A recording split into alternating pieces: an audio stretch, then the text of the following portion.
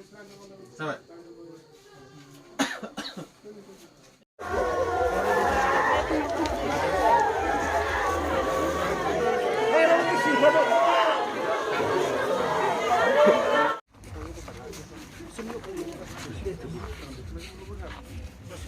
Sama kasih deh, kasih deh, sama kasih deh.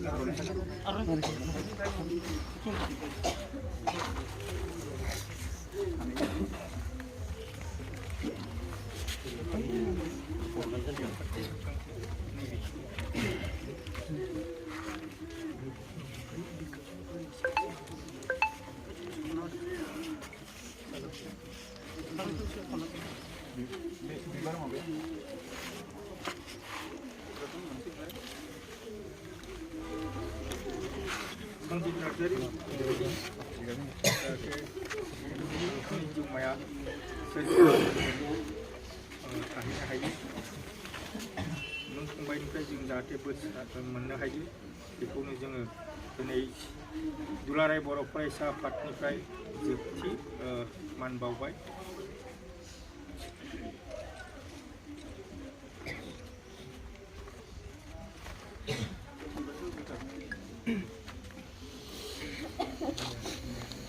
रुंसारि सन्जित सनितपुर जिल्ला दुलाराय बर' फरायसा आफादनि जानानै नोंथांनि उपकेरा मैया जिउ गोमालांनाय सोरखौ आलादा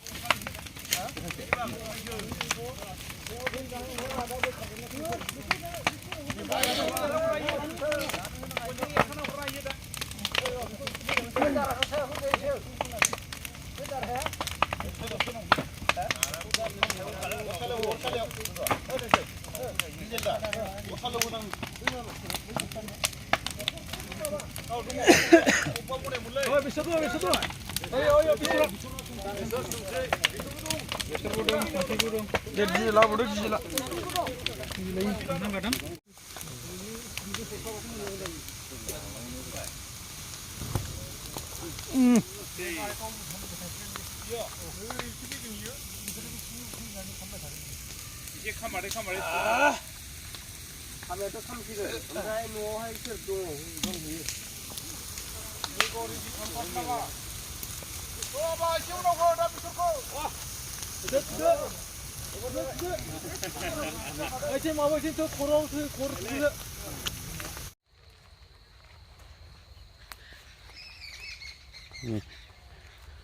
सन्जिब नार्जारि आंनि फंबायमोन एक्सिडेन्ट जानानै मैया थैनाया मैया सावदोंमोन बेखौ नै खामजोबाखै मोजाङै बेखौनो बनखौ आङो जमा खालामनो होनानै थांनो होननानै फैदों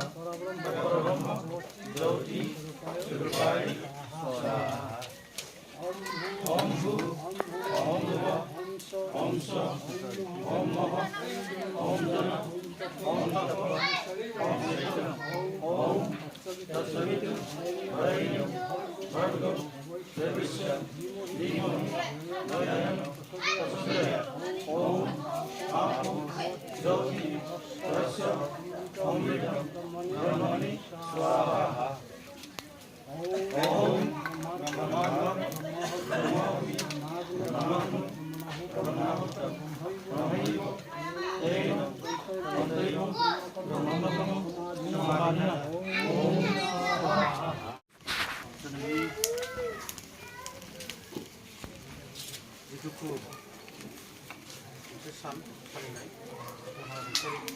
सन्जिब नार्जारि जाय बिथाङा सनितपुर जिल्ला दुलाराय बर' फरायसा आफादनि सासे सुबुं फोनांजाब नेहाथारि बिबानखौ लानानै गोख्रों बर' हारिनि थाखाय खामानि मावबोदोंमोन आरो बिथाङा अबथिरायै थांनाय 14 नभेम्बर 2023 मोनाबिलि समाव बे अबथिरायै गारि जाब्रबथायजों मुंख्लं जालांबाय।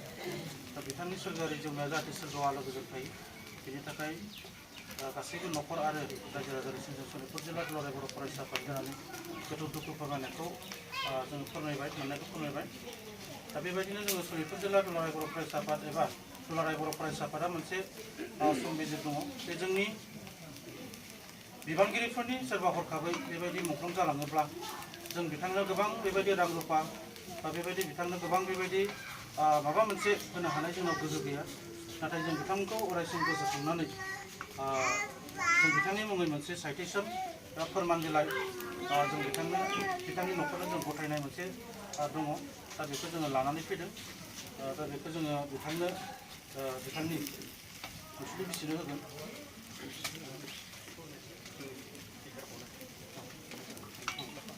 बेजों लोगोसे जोङो बे साइटेसनखौ होनायजों लोगोसे जोङो जोंनि सनितपुर जिल्ला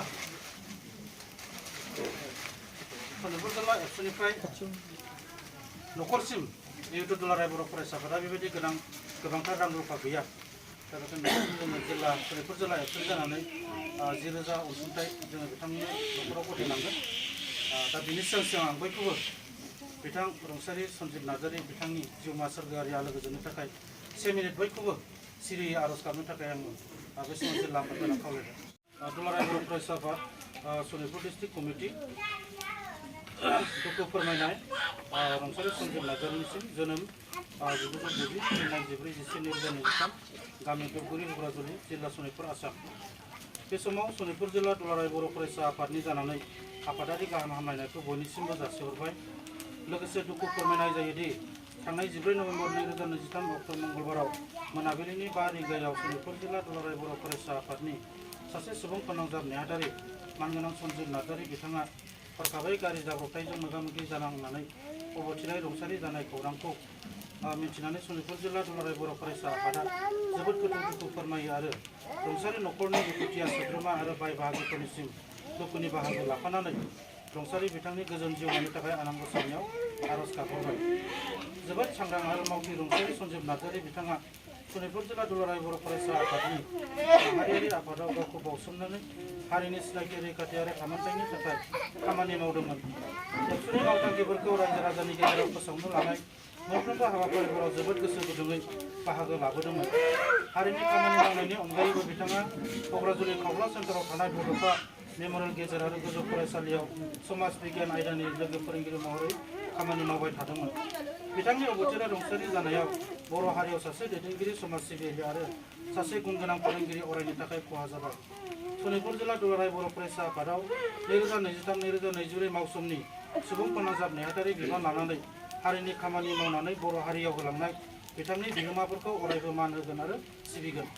सनितपुर जिल्लानि सिङाव थानाय हुब्राजुलि दख'रानि दुबगुरि गामियाव 1990 मायथाइयाव जोनोम मोननाय रुंसारि सन्जिब नार्जारि बिथाङा गावनि बिमा-बिफा, 2 फिसाजो आरो न'खरनि बाय बाहागिखौ अरायनि थाखाय बुहुमाव नागारनानै 33 बोसोर बैसोआवनो अबथिरायै रुंसारि जायो। बिथांनि रुंसारि जिउमाया सोरगोआव आलो गोजोनै थाहैनो हाथोंसै। गोजोन्थों। नोंथांमोननि फोथायजाथाव जिब सरगायारि आफादगिरि सनितपुर जिल्ला एबसु एन'स मुसाहारि गाहाय नेहाथारि सनितपुर जिल्ला एबसु।